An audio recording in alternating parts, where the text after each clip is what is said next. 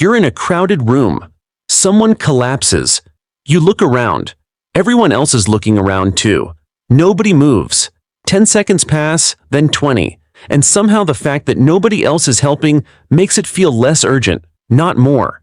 You wait for someone else to act first. But the real answer to why you freeze is far stranger, and it may have already burned down one of the largest cities in the ancient world.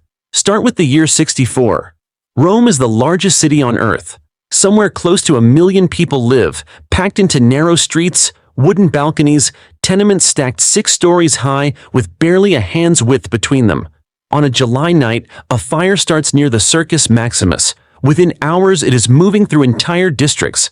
Within days, it has destroyed roughly 2/3 of the city. The Roman historian Tacitus, writing decades later, described panic, confusion, and a strange kind of paralysis among the people trying to escape. Some ran toward the fire to save belongings. Some simply stood and watched. Why would anyone stand and watch their own city burn? Here's where the story gets interesting, because the answer has almost nothing to do with Rome specifically, and everything to do with how your brain behaves in a crowd. In 1964, a young woman named Kitty Genovese was attacked outside her apartment building in New York City. Reports at the time claimed dozens of neighbors heard or saw parts of the attack and did nothing. The exact numbers were later disputed and partly exaggerated by early reporting, but the case triggered 2 psychologists, Bibb Latané and John Darley, to ask a question nobody had systematically tested before. Does the presence of other people make you more likely to help in an emergency or less? Their experiments, run through the late 1960s, produced a result that still unsettles people today. Latané and Darley placed participants in rooms, sometimes alone, sometimes with strangers, and staged emergencies, smoke filling a room, a person appearing to have a seizure through an intercom. When someone was alone, they helped quickly, almost every time. When multiple people were present, the odds of any single person helping dropped sharply, and the response, when it came, arrived slower. More witnesses did not mean more help, it meant less. Why would more people watching a crisis lead to fewer people acting on it? The answer sits in 2 overlapping effects. The first is called diffusion of responsibility. When you are the only witness, the responsibility to act sits entirely on you. When 10 people are watching, that same responsibility gets mentally divided by 10, and each person quietly assumes someone else, probably more qualified, is already handling it. Nobody decided not to help.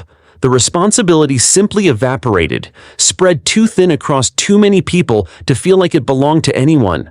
The second effect is subtler and arguably more powerful.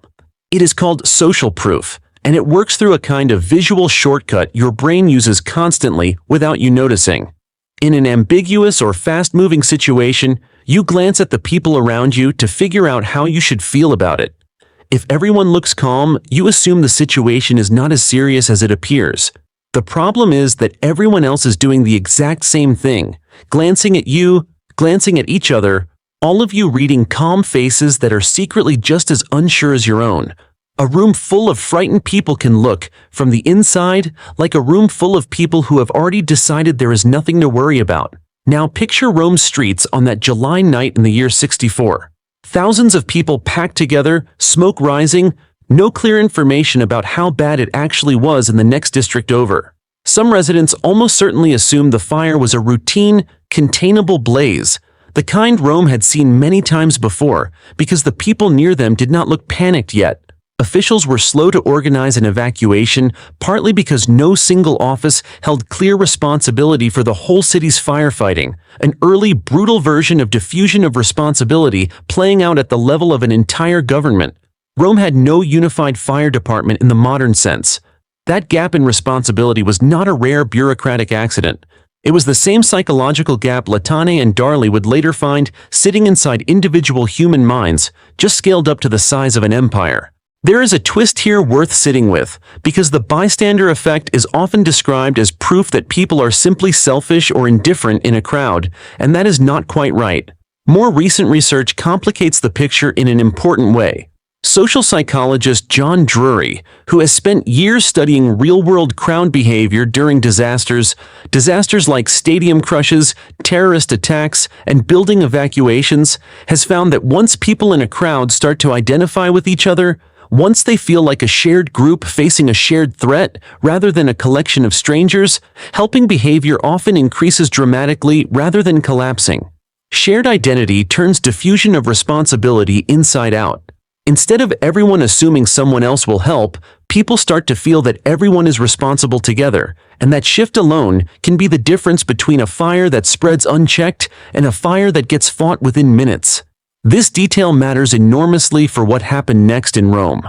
Once the fire had burned long enough, once it was unmistakably catastrophic rather than ambiguous, the paralysis broke. People stopped watching each other for cues and started acting, tearing down buildings to create fire breaks, organizing bucket lines from the Tiber, hauling the injured out of collapsing streets.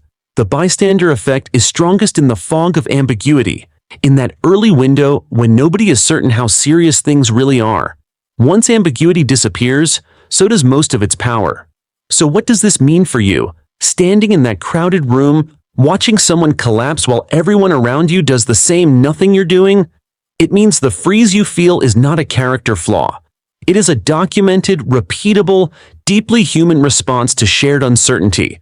One that has shown up in psychology labs, in New York City sidewalks, and in the smoke-filled streets of ancient Rome, separated by 2,000 years and identical in its mechanics. Your brain is not asking whether you are brave enough to help. It is quietly asking whether anyone else has already decided this is serious, and it is reading that answer off the faces around you, faces that are doing exactly the same thing back. Knowing this changes what you can actually do with it.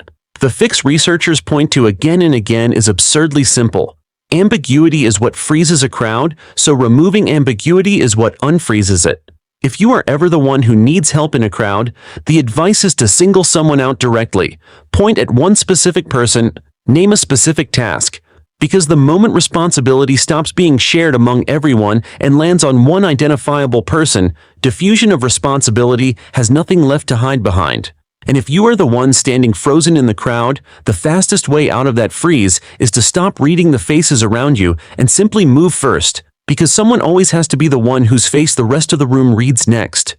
Rome eventually rebuilt. Wider streets, better spacing between buildings, some of the earliest recorded fire safety regulations in the ancient world, all designed around a lesson the city had just learned the hardest possible way.